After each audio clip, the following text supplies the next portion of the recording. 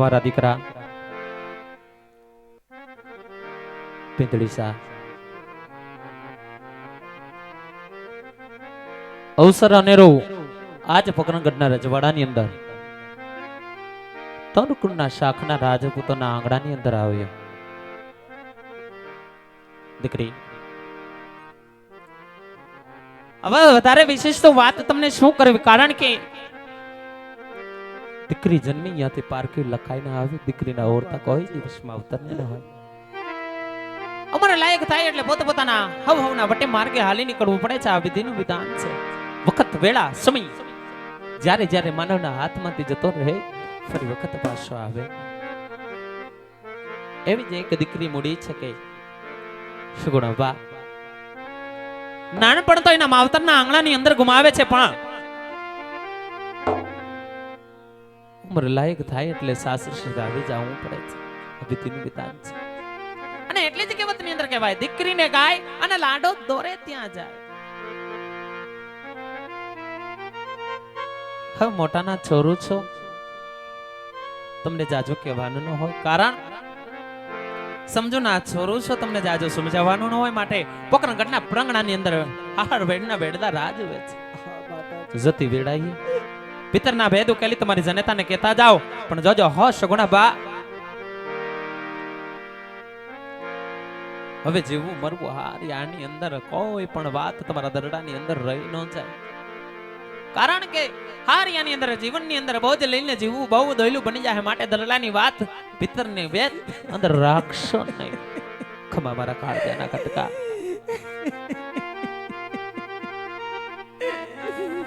સગુણા જાજુ રોવાય નહીં, કારણ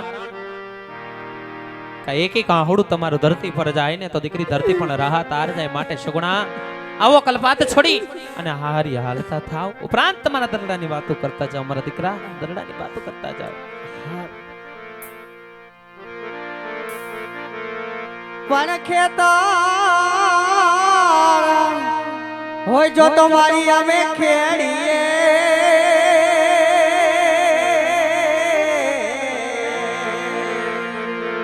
અરે રે એવા ડુંગરા તોરા રાજા નો જાય મારા દીકરા, નો જાય. પણ કાગળ હોય તો જોને અમે વાસીએ,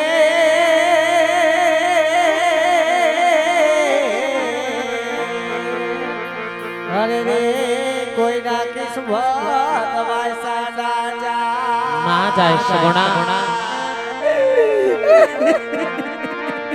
દીકરી આવા કલ્પાલ કરાય નહીં, કારણ કે વિદાયની વેડા વેચાય છે. હવે ધીમા ડગલે હારે હાલતા થાવ દીકરા, હાલતા થાવ. કે આવે રોડી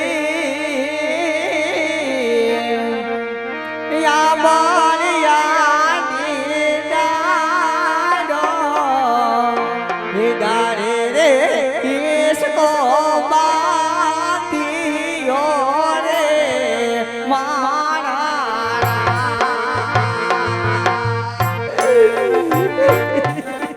અખંડ શોભા કી બતી રહે છે દીકરા. આઈ હિંગળા જ તારા રખોપા કરે, વાર્તામાં ના તારી દોહાયું કરે દીકરી, દોહાયું.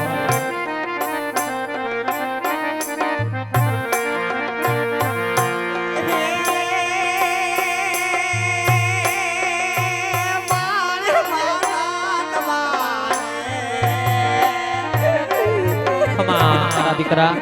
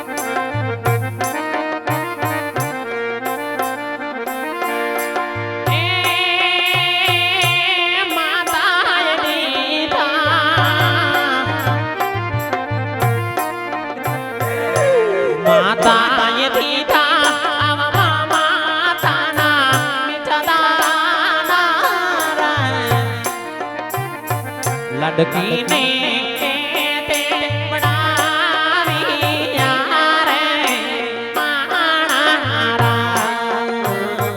સગુણાને તે બનાવ્યા રે માણારા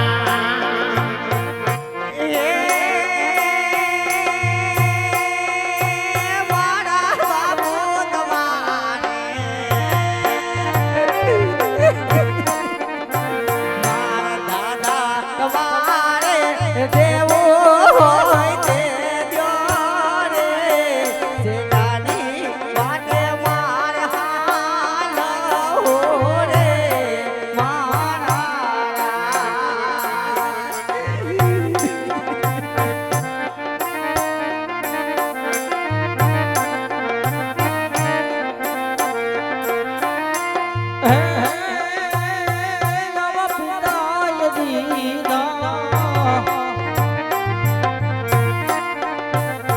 તારા પિતાએ દીધા કાજ કરા બેટા એ તેને તમને એ વળાવી રે મારા લાડે